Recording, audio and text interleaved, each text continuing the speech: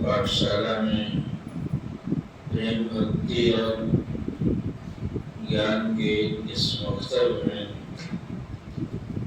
हम रविवारी सत्संग में बैठे हुए हैं। जब से ये मंदिर बना है तब से इस रविवार को या हमारे सभी आश्रमों में सप्ताह में एक दिन सत्संग भजन का एक कार्यक्रम होता है। ये नियम बना रहना चाहिए, कारण कि मन को नियम की जरूरत होती है। मन जो बिगड़ा हुआ है, नियम जो कुछ भी बनाया जाता है गुरु घर से, वह नियम फेल ना होने दे। बिल्कुल ही किसी तरीके से उस नियम को पालन करता जाए तो वह नियम ही उसके लिए साधन हो जाता है, वो भजन हो जाता है, वह सब कुछ हो जाता है। मेरा नियम है, हम प्रतिदिन सवेरे आके हम आश्रम का आंगन बुहारेंगे, हमारे केशव जी बुहारते हैं, तो नियम है, उसका पालन हम रोज करेंगे। उस पालन में बाधा पड़ सकती है, या जुकाम हो गया है इसलिए नहीं जाएंगे। जुकाम के बावजूद भी यदि कोर्ट कचहरी में गाड़ी पड़ जाता है तो हम चले ही जाएंगे, ऑफिस हम चले ही जाएंगे। तो उस नियम को ही क्यों छोड़े, उसको भी पूरा कर लेंगे। उसी बुखार के बीच में, उसी जुकाम के बीच में घर पे कोई मेहमान आ गया तो नियम छोड़ देंगे। घर वाले को कह दो आधा घंटा रुक जाओ, अपना नियम पूरा करके आते हैं। तो वो नियम जो है जब बन जाएगा उसमें शक्ति आ जाएगी। एक नियम का पक्का होना चाहिए इंसान को, चाहे छोटा बड़ा कोई भी नियम बना ले तो अपने उस साधना काल में बन जाएगा। उस यही नियम धीरे धीरे कहा जाता है कि नियम पूर्वक तुम थोड़ा सा जो गुरु मंत्र दीक्षा दी गई है उसका भी नियम बना लो। नहाने के बाद हम थोड़ी देर तक जप जरूर करेंगे। जो कान में मंत्र बोला गया है वो हम 20 बार बोल लो ना, थोड़ी देर 50 बार बोल लो। थोड़ा देर हाथ जोड़ के बैठ के उस गुरु मंत्र का जाप करो। शाम को या भोर में उठकर जो बताया जाता है मानस जप, उसको थोड़ी देर तक आसन लगा के बैठ के उसमें नहाने धोने की कोई जरूरत नहीं है। सांस की प्रश्वास की क्रिया पर जो मंत्र जपना है थोड़ा सा वो भी बना लो। सारा नियम जो पूरा होता ही है तो ये छोटा मोटा नियम पूरा करो और वो नियम फिर ऐसी आदत लग जाएगी उस समय पर एकदम मन अपने से खींचेगा कि हमको भजन का समय हो गया और हमको बैठ के भजन करना चाहिए। सप्ताह में आश्रम के भजन सत्संग में जाना ही है तो जाना है और जन समय का इतना उसको पूरा कर ले कि कोई रिश्तेदार को घर पर आना हो इतवार के दिन 4 बजे तो उसको सोचना पड़ जाए कि 4 बजे तो आदमी होगा नहीं, वो तो गुरुद्वारे में सत्संग में बैठा होगा। यदि किसी को भी कोई जरूरत पड़े हमें खोलने के लिए तो तुम आके यहीं खोल जाओ। सारे बड़े लोगों के जीवन में मैं बहुत पहले गांधी जी के आश्रम में गया था वर्धा में, तो उनकी बहू थी तीसरी बहू, उनसे मैं बैठ के इसी तरह से लेने लगा इंटरव्यू। कहेंगे माता जी आपने तो बापू को देखा होगा? हाँ देखा है। याद है आपको? कहा कि हाँ 32 में मेरी शादी हुई थी तो आशीर्वाद देने आए थे, बहू ही थी तो आशीर्वाद दिया था। हमको पूरा याद है, मैं छोटी नहीं थी 32 में और बेचारी बुढ़िया एकदम सन जैसी केस हो गया था और काफी वृद्धा थी। मैंने कहा उनके जीवन की कोई खास बात बताइए। उन्होंने कहा कि समय के इतने पाबंद थे कि उनको 4 बजे शाम को बागवानी में यदि कोड़ने जाना हो सब्जी अपने हाथ से करते थे। इतने बड़े विश्व जनीन महापुरुष जिनको राष्ट्रपिता कहा गया और वे अपनी बागवानी में वो करते थे जब पढ़ाई करते थे। कह रहे कि 4 बजे यदि बापू जा रहे हैं तो तुम्हारी घड़ी यदि बंद हो तो उसको 4 बजे पर मिला सकते हो, कारण कि 4 से 4:05 हो ही नहीं सकता है। वो जाते हैं इसका मतलब कि 4 ही बजे होगा। और कितनी छोटी सी बात है ये, जिस समय पर जो काम करते थे वही करते थे। और भी कई उनके जीवन की बातें बताया उन्होंने, उसमें खास बात बताया कि वो उनके उस नियम के बड़े पक्के थे। यहाँ तक कहा कि किसी कहीं का वायसराय उस समय अंग्रेज हुआ करता था, सुनो ना क्या करते हो तुम। तो वायसराय जो अंग्रेजों का गवर्नर होता था वो आया था मिलने के लिए, कोई वार्ता के लिए, और बात करते घड़ी पर निगाह पड़ी तो 4 बज गया। तो बात वहीं रोक दी उन्होंने और एक खुरपी उसको पकड़ा दिया, कहा कि चलिए अब तो मेरे बागवानी कोड़ने का समय हो गया है, इसलिए साथ कोड़ेंगे भी और बात भी करेंगे। उसको भी लेकर वहां चलेंगे। इतना नियम का पक्का। तो आज विश्व पूज रहा है, राष्ट्रपिता कहेंगे तब तो इतनी बड़ी शक्ति कैसे पैदा होगी। जो भी भजन भक्ति करते होंगे सात्विक लोग थे वे, लेकिन ऐसा नहीं लगा कि जंगल में कहीं तप करने गए हो। पूरा जीवन ही उन लोगों का व्रत था, तप था। तो इस तरह से बड़ों के जीवन का संकेत है। सत्संग का मूल यही है। सत्संग कोई क्रिया प्रक्रिया कोई ऐसा नहीं, प्रोसीजर नहीं है जिसको हम पूरा करें तो हमें कुछ हो जाएगा। और हमारे सत्संग का तो गुरु भगवान ने ऐसा चांस दिया कि इतनी बड़ी परंपरा से हमने दीक्षा ली है। जीवन में कोई एक व्रत तो तुरंत व्रत छोड़ने वाली जो आदत होती है वो आदमी जीवन में कभी भी सफल नहीं कर होता है। और ऐसे लोग जो होते हैं कई जीवन भर उस बात को, रिश्ते को निभाया, इतवार को सत्संग में जाना है, बीमार है तभी चले जाएंगे। छोटी सी बात में कोई घर पे वो आ गया तो गप करने में काफी छोड़ दिया, तो चलो नहीं जाते हैं, गप भी करेंगे। गप वाले को रोक दो या बन पड़े तो उसको भी उठा के ले आओ सत्संग में, उसको खराब तो नहीं लगता है। रिश्तेदार से रिश्तेदार का दिन भी आ जाए तभी उसको ले आओ सत्संग में, चलिए बैठिए सत्संग का टाइम हो गया। मुसलमानों को देखते हो तुम लोग तो नमाज के बड़े नमाजी होते हैं, वो आधुनिक मुसलमानों का पता नहीं क्या सिस्टम है, लेकिन कई बार ट्रेन में देखा मैं तो बेचारा मुसलमान भाई वैसे जमीन को झाड़ के बाहर के और घुटना टेक के वैसे गाड़ी के डब्बे में ट्रेन में सफर कर रहा और बैठ गया नमाज करने के लिए। तो नमाज का कितना पक्का है, हम अपनी पूजा और प्रार्थना में छोड़ देंगे। नियम है हमारा कि आज सत्संग का दिन है, इतवार को के भला दूसरी जगह जाया जाता है।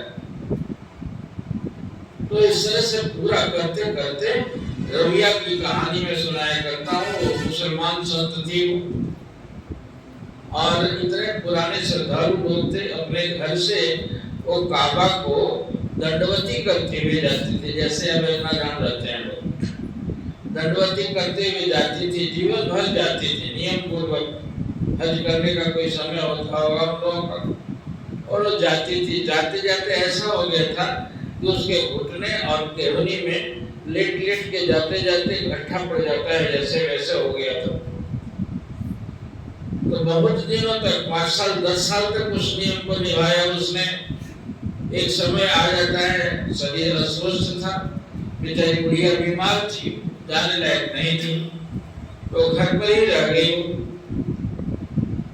तो इतने दिन तक नियम कभी कह रहे थे ना कि नियम पूर्वक यदि जप का नियम बना लो, नियम पूर्वक आश्रम जाने का नियम बना लो, तो नियम से यदि पक्का हो जाओगे तो कुछ दिन के बाद वो नियम ही तुम्हें नियम पर ले चलेगा, अपने आप खींचने लगे हुए मन कि हाँ हमको सत्संग में जाना है, हमें तो भजन का टाइम हो गया है, बैठेंगे आधा घंटा। उस बुढ़िया के मन में लगने लगा कि यार काबा को खुदा का प्रतीक मानते हैं लोग, आज मैं बुढ़िया हो गई, इतने दिन तक निभाया तुम्हारे यहाँ जाने का और अब अशक्त हो गई, मुझसे चला नहीं जा रहा है, इसलिए आज बैठी हूँ मैं। हजारों लाखों लोग गए होंगे तुम्हारे दर्शन के लिए और मैं दूर हूँ, क्या करूँ मैं। और बस उसको रोना आने लगा। उसने कहा कि खुदा ये बुढ़िया बूढ़ी हो गई है, तो तुम तो नहीं बूढ़े हो गए होगा,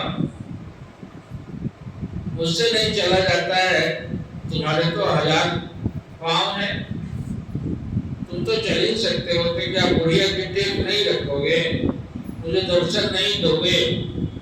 और वो कहा कि इतने आ भरी कि काबा जो लाखों लोग जहाँ वहाँ पहुंचे थे वो इमारत एकाएक गायब हो गई। घबरा गए क्या, ये काबा गया किधर। और उसके सामने आंख मूंदी और आंख खोलते ही काबा का पूरा विशाल जो स्ट्रक्चर था वहां खड़ा हो गया। उसने दंडवत किया, प्रणाम किया और फट से गायब हो गया। तो जब गायब हुआ तो हलचल मच गई फकीरों में, साधुओं में, ये काबा का इमारत कहाँ गई। किसी एक फकीर ने कहा घबराओ नहीं, अपने एक भक्त राबिया को दर्शन देने गया हुआ है वो काबा।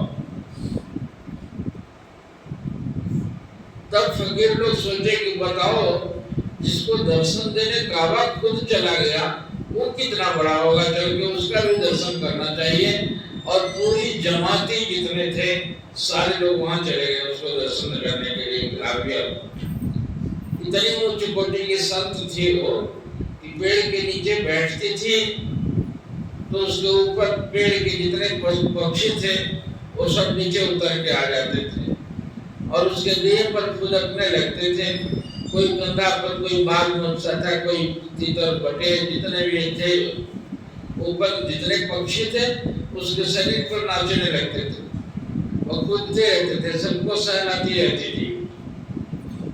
जब मन में हिंसा की भावना एकदम खत्म हो जाए तो ये स्थिति होती है।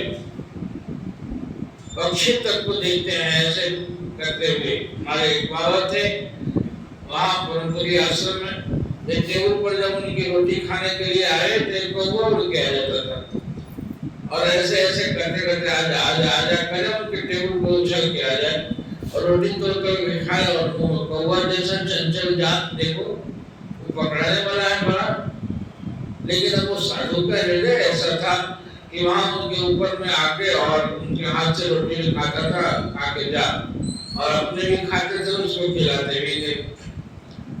तो राबिया के देह पर पक्षी उतर के आ जाते थे।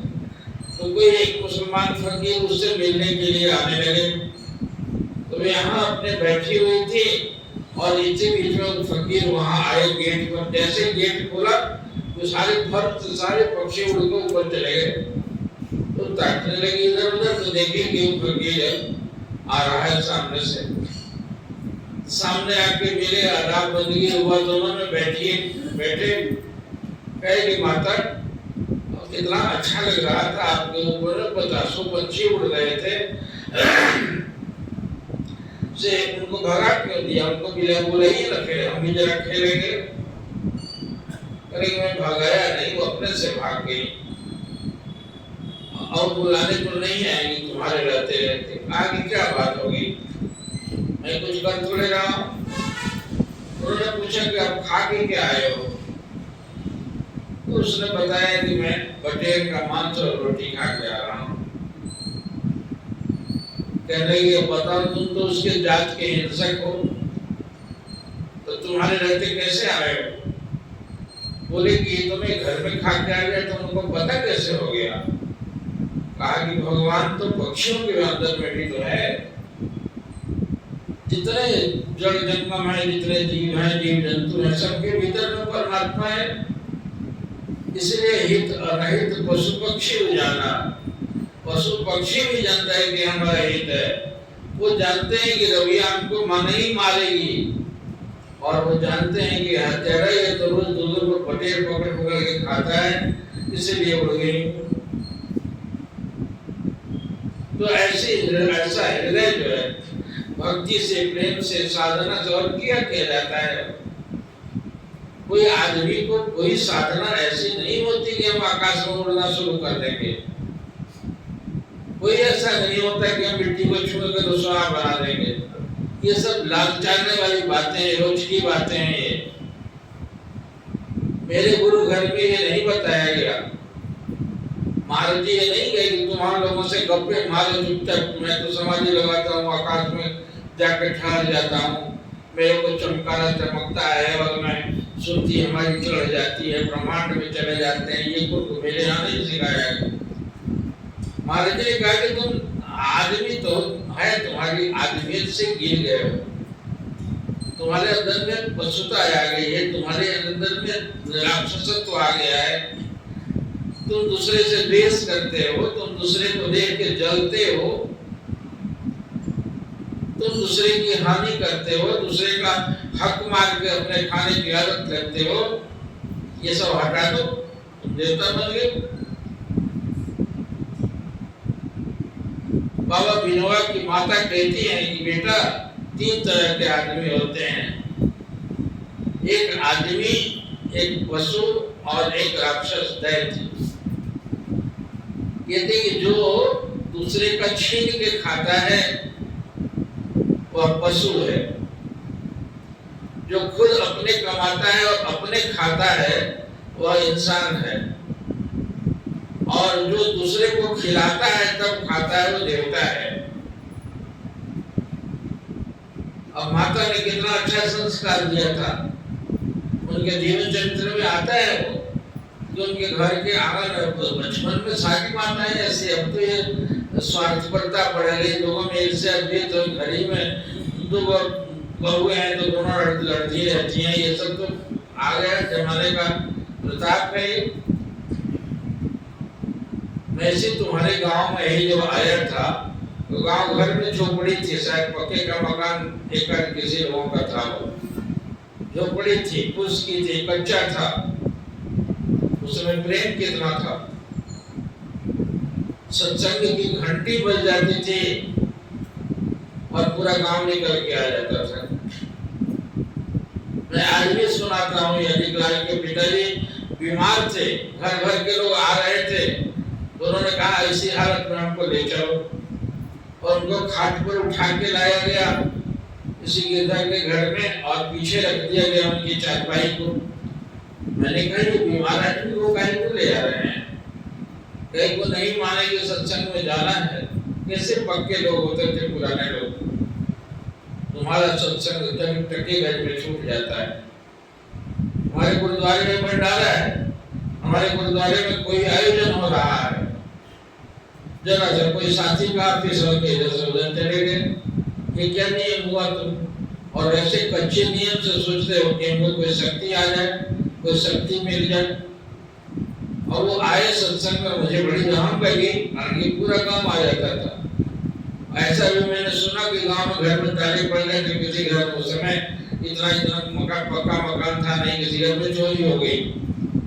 तब पर नियम बनाया जाता था कि हर चौपानी पर 2-1 लोग पहरा देते हैं और 12 बजे सत्संग टूटता था। शाम के 7 बजे से लेकर 12 बजे तक सत्संग होता था। मैं 10-10 से रहता था, तब भी ये हालत थी। और आज यहाँ भी उस समय भी छोटा मोटा तुम्हारा आश्रम था, अभी इतना बड़ा आश्रम बन गया, लेकिन अंतर क्या आया, और खुद से तुम महलों में रहने लगे। अब घर में तुम्हारे टीवी हो गया और तुम्हें 4 लोग पैसा कमाने लग गए, लेकिन बुद्धि खराब हो गई, हृदय बिगड़ गया।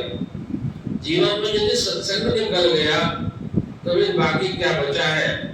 देखो कहता है तुलसी इस संसार में 5 रत्न है सार। इस संसार में 5 रत्न है, रत्न। और वो क्या रत्न है? साधु संग, सद्गुरु शरण और दान दया उपकार। साधु का संग, सद्गुरु की शरण और दान करना, दया करना और दूसरे के कष्ट में मदद करना, ये 5 रत्न जिसके पास में वो सबसे बड़ा धनी है। जो दानी है वो भी धनी है। देखने में तो लगता है दे रहा है, लेकिन दे नहीं रहा, अपना नसीब बना रहा। जिसके अंदर में दया है, किसी को कष्ट में देख के दौड़ जाता है, और जिसको उपकार की भावना है, साधु की संगति करता है बैठ के। और साधु की नहीं, गांव में बैठ के चौबारे पर कल मैं कहां से आ रहा था, बड़ा ऊंचा मकान था, यही तुम्हारे खड़ा गए थे, और 500 बूढ़े भद्र लोग टीका लगाए हुए ब्राह्मण है, पंडित हैं, और ताश कर रहे थे। यहाँ नहीं आएंगे। साधु संग छूट गया, सद्गुरु की शरण छूट गई, दान करना छूट गया, दया भाव नहीं रहा, उपकार की भावना नहीं रही, पशु हो गए। तो विनोबा की माँ कहती है कि बेटा जो खिला के खाता है वो देवता है, जो खुद खाता है वो इंसान है, और जो छीन के खाता है वो पशु है।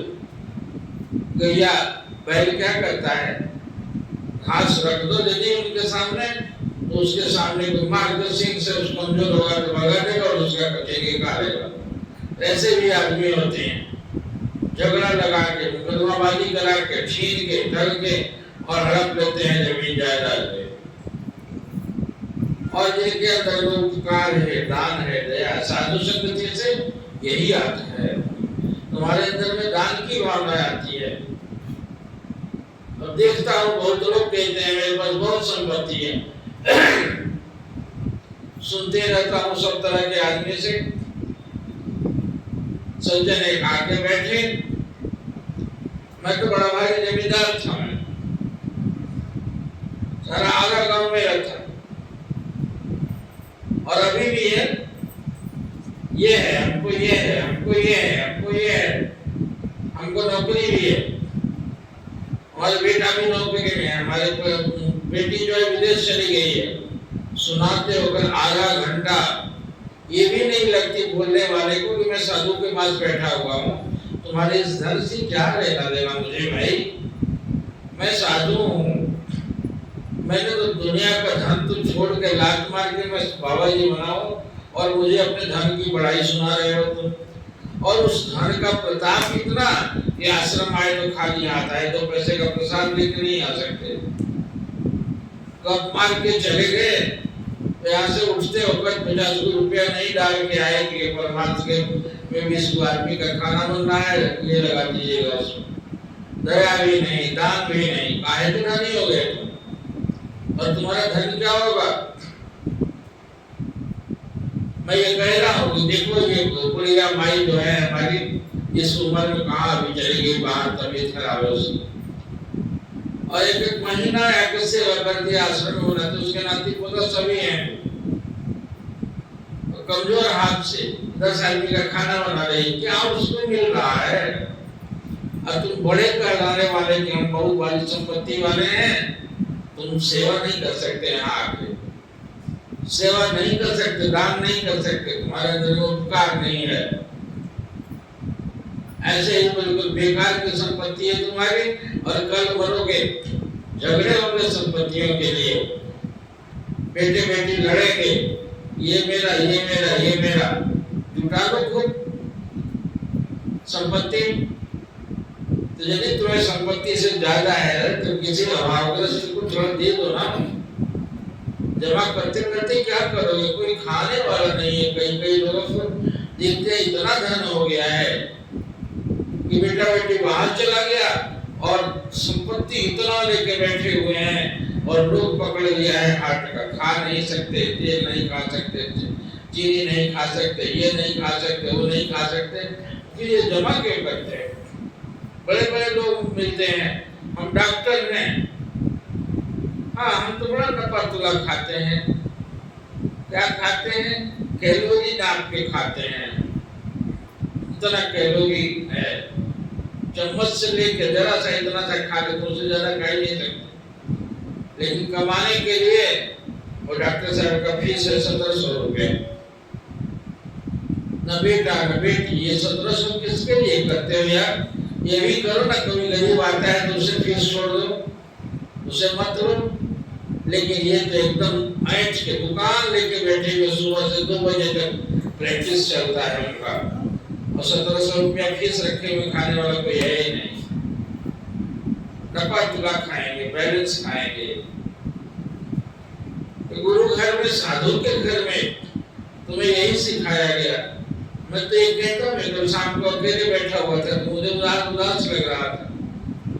मैंने कहा यार मैं फिर से 4 रोटी खिलाने को तैयार हूँ, बना के तुमको खिलाऊंगा। आके आरती प्रार्थना में तो खड़े हो जाओ, तुम घर में क्या करते होगे, बैठ के गप्पे लड़ाते होगे, वहां से चल के आ जाओ। मैं तो आश्रमों में कहा, वहां दूध तुम्हारे यहाँ होता ही है, आओ जो आरती में आते हैं उनको इतना सा आधा चम्मच चीनी में और इतना सा दूध, 2 चम्मच में तो 1 कप चाय पिला के भेजो ना, उस महानी भी तो डोगा में। घर बना कर क्या करेंगे, यहाँ कौन रहेगा। तो ये सत्संग से, साधु संग से तुमको दान की भावना जगती है, तुमको दया की भावना जगती है, तुम्हारे अंदर में उपकार करने की भावना जगती है, जो जीवन में रत्न है, रत्न है। जितना है उतने ही में करो ना तुम, और हर किसी के पास में उसकी जरूरत से ज्यादा है। और यदि कम दिखाई पड़ता है तो तुमने अपनी जरूरत को पूरी कर दी, और परमात्मा वंचित के लिए खाने का व्यवस्था किया और तुम्हारे लिए नहीं किया। दिल छोटा करते हो तुम। अरे जब मुंह में दांत न था तो माँ के पेट में अभी तुम्हारा अस्तित्व नहीं बना था, उसी समय माँ के छाती में दूध उतार दिया। वो इतना दयालु परमात्मा, जब दांत न था तब दूध दिया, और दांत दिया तो क्या अन्न नहीं देगा। कुछ नहीं करोगे तब भी उस पर भरोसा करो ना, और तुम्हें पूरा करेगा। एक महात्मा जिद करके जंगल में बैठ गए में, यदि परमात्मा वो विश्वभर भरतार है, सारी दुनिया का भरण पोषण करने वाला है, तो मैं बैठता हूँ, मैं डेट में भीख नहीं मांगने जाऊंगा, मैं पेड़ से फल नहीं तोड़ने जाऊंगा, और मैं बैठता हूँ कैसे आगे यदि दया है तो मैं डिक्लेयर करूंगा कि ये झूठा उसका विशेषण है। एक दिन, 2 दिन, 3 दिन हो गया भूखे बैठे हुए हैं और वो बिल्कुल ही खाने को नहीं, दिनचर्या मांगेगा नहीं, पुरुषार्थ नहीं करेगा। अंतर थोड़े दिन के बाद में एक ट्रक पर कुछ लोग आए, लकड़ी काटने वाले, उनके साथ पोटली थी, खाना घर से लेके आए, तो तब बैठे खाने लगे। तो देख के किसी ने कहा कि ये साधु जो ये चोर है थे कि क्या थे वे लोग, और देखा कि बड़ा उदास मायूस सा लग रहा है, उसको खाने को कुछ नहीं है। नजदीक गए लोग, खा लो ना, आगे नहीं, और नहीं मुझे नहीं खाना है। देखिए परमात्मा कैसे खिलाता है, और एकदम जिद पर अड़े रहे। कहीं लगता है कि ये सोचता है कि जहर और नहीं पड़ा हुआ, खाओगे कि नहीं, और नहीं खाए तो थप्पड़ मार मार के मुंह में ठूस के उन्होंने खिला दिया। उन्होंने कहा कि नहीं खाओगे ना तो परमात्मा तुम्हें डंडे मार के भी खिला देगा यदि चाहेगा तो इस तरीके से वो सबका भरण पोषण करता है। हर किसी के पास में गरीब नाम का तो गरीब तो केवल गरीब यदि है तो गरीब के परवर है, जिनका नाम गरीब निवाज कहा जाता है, दीन बंधु कहा जाता है, तो ये हटा दिया जाए। दीनों के बंधु है वे, मदद करने वाले हैं वे, तो तुम्हारे पास है उतना। असंतोष से जो सबसे बड़ा दरिद्र है वो संतोषी नहीं, तो अलग बात है। इसलिए दान, दया और उपकार के लिए जो उपदेश किया किसी संत ने कहा, तुलसीदास का कहा हुआ है, कहते हैं ये रत्न है संसार में, थोड़ा ही करो, दान करो, थोड़ा सा करो। हमारे मानव जी सुनाते हैं, उनकी कौश में लिखा हुआ है कि मैं रिक्शे पर जा रहा था और भागलपुर उस समय गया होंगे, कहते थे कि तिलका मांझी की तरफ जाते तो थोड़ा सा ऐसे कचहरी तरफ जाने में ऊंचा पड़ता है। कहीं गर्मी तेज थी और रिक्शा पर बैठे हुए थे, और उसके बाद में हाथ रहा था, नहीं कचरा गया तो नीचे जमीन पर उतर गया और छाती से ठेल ठेल के रिक्शा चढ़ा रहा था। उन्होंने कहा क्या बात है भाई, बड़ा कष्ट तकलीफ हो रही है। बाबू सुबह से खाए नहीं है और सोचे तो 2 रुपया मिलेगा, पहले आप ही को ले जाना हूँ तो कुछ खरीद के खा लूंगा सड़क पर। उतर गए और 2 के बदले 4 रुपए दे दिए, लोग खा लो जाएगा। कहा कि नहीं छोड़ दीजिए, आपको पहुंचा तो दूंगा कि नहीं, मैं लंगड़ा नहीं हूँ, मैं चला जाऊंगा, तू जाकर भी खा ले। और मुंह ताकता रह गया, तो 404 रुपये पकड़ा के चले गए। क्या बिगड़ गए? बहुत देखा उनको ऐसे लिखा है उन्होंने कि मुंबई में एक बुढ़िया दातुन बेचती थी, उसमें 4 आना पैसे का जमाना था, मैंने उसको दिया कि 2 दातुन दिया उसने, तो ऐसे 3 पैसा है तो कुछ भी बचा सो देने के लिए पैसा दिए नहीं थे, तो पैसे छोड़ के चल दिए और ताकती रही। 2-4 दिन के बाद फिर गए तो फिर 2 रातुन देने के लिए जो पैसा देने गए, बाबू उसने तो पैसा आपका लौटाना था। कहा कि भैया मैं तुमको पान खाने के लिए छोड़ दिया था, मैं जानबूझ के छोड़ा था, मेरे पास पैसे हैं। ताकती रही, उसने उठ के गोद ले लिया इनको, छोटे रहे होंगे। कहा कि बेटा किस भले माँ बाप के बेटा हो, बेटा बहुत बड़े बनोगे किसी दिन, इस बुढ़िया का आशीर्वाद लो। तो बाद में लिखते हैं कि धर्म में तो उसका आशीर्वाद आज भी लगता है कि मैं जिस तथा कथित कहने में जो बड़ा बना हूँ उस भैया के आशीर्वाद से बना हूँ। किसी अभावग्रस्त को दे दो तो उसकी दया जो है, उसका दुआ जो है वो तुम्हें ऐसे समय पर मौके पर काम आएगी कि जीवन में तुम असफल नहीं हो सकते, तुम तरक्की जरूर करोगे। इसलिए दान करो, दया का भाव रखो। कोई अपाहिज चला नहीं जाता है, जा रहे हो गाड़ी से, कहा बाबू बैठ जाओ, मैं तुमको वहां छोड़ देता हूँ, इसमें क्या लग गया तुम्हारा? करो, उपकार करो, दया करो, दान करो। ये साधु संगति से आएगा, दुनिया के और स्कूलों में नहीं आएगा। आंख मूंद के सुरती को चढ़ाओगे तो क्या हो जाएगा? इस दान और दया से हर कोई यदि करने लग जाए तो कैसा समाज में, परिवार में कितना अच्छा वातावरण आ जाएगा, या स्वर्ग उतर आएगा। इसी संतों के उपदेश का परिणाम है, साधु संगति से छूट जाने का परिणाम है कि आदमी पड़ोस पड़ोस में किसी के घर में मर भी जाता है तो उसको देखने नहीं जाने वाला है।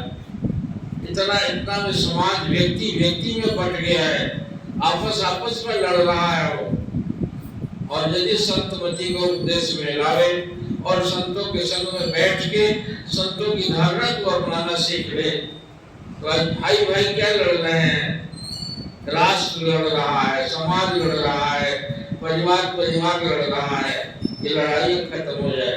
मेरे गुरु महाराज जी कहते थे कि ये दुनिया वाले ये नेता लोग जो हैं आज इनसे परिवार को उन्मूलन नहीं हो रहा है, मद्य निषेध नहीं हो रहा है, कितना करते हैं। और हम संतों के मुताबिक चले, यदि संतमति से ये काम करें तो ये हम तो चुटकी में खत्म कर दें इस समस्या को, संसार की समस्या ही खत्म हो जाए।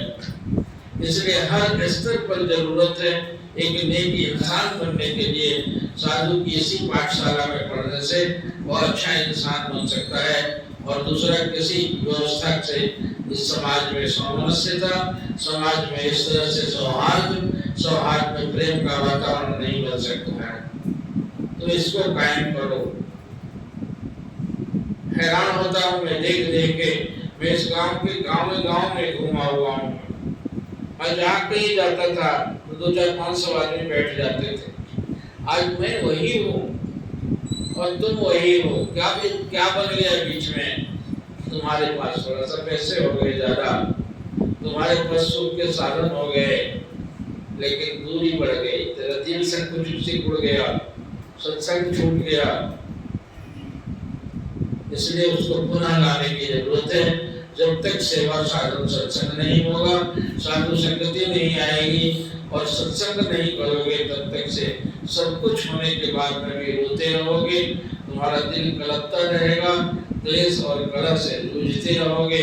तेरे चेहरे का मनोमालिन्य मिटाने का दूसरा कोई उपाय ही नहीं है।